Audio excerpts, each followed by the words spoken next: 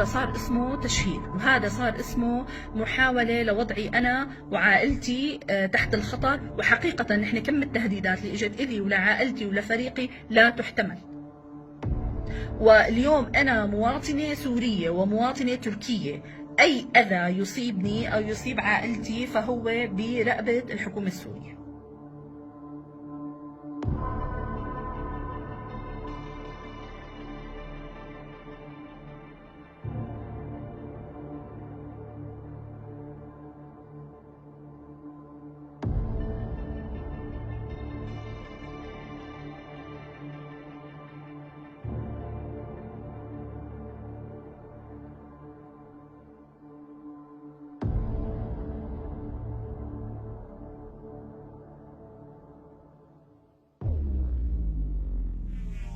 لم أتلقى جواب ما إذا كان في نية عند الحكومة بأنه هي تشكل لجنة للتحقيق بهي القضية.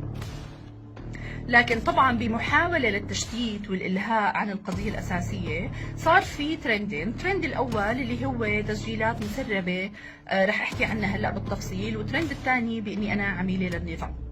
وطبعا انشغلت كل الناس بهدول الجزئين، ونسوا باني انا القضيه الاساسيه اللي عم طالب فيها بانه اذا كان هي الحالات عم بتصير يا ريت يصير فيها تحقيق، ويا ريت يتم محاسبه المجرمين واعاده الفتيات لاهل.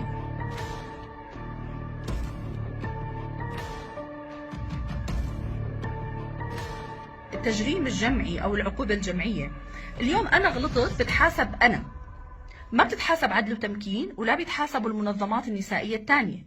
اليوم للأسف زميلتي وصديقتي هدى خيتي من مركز تمكين المرأة في إدلب تعرضت جدا لتهديد والأبشع أنواع التهديد، لأنه هن ظنوا أنه أنا في شغل مشترك بيني وبينها.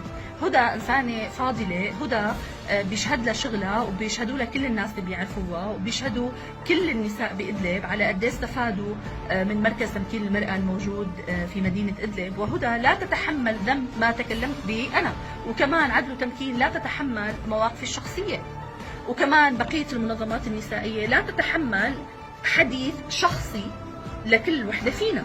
لكن هاي العقوبة الجماعية هي أسلوب قمعي.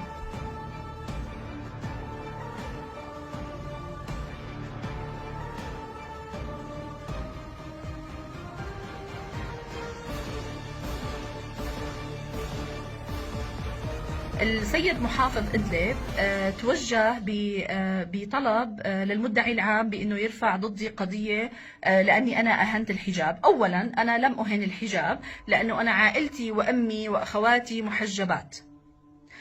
ثانيا أنا كنت أنتظر بالحقيقة أنه يصير في تحريك لقضية التحقيق بالشيء اللي شاهدته، وبالتحقيق بكل الادعاءات وبكل المقولات اللي عم تحكي عن حالات الخطف.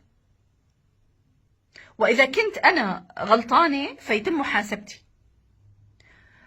وللناس اللي عم بتطالب بمحاسبتي، تمام، يا ريت يتفعل مسار المحاسبة بسوريا، ويا ريت يتحاسب أولا بشار الأسد، ويا ريت يتحاسبوا ضباط النظام، ويا ريت يتحاسب فادي صقر، ويا ريت يتحاسبوا كل الشبيحة. وإذا كان ملف المحاسبة بقي فيه أنا اتحاسب لحتى تكون سوريا دولة عادلة، فأنا تحت المحاسبة. بس يا ريت تطالبوا بهدول قبل.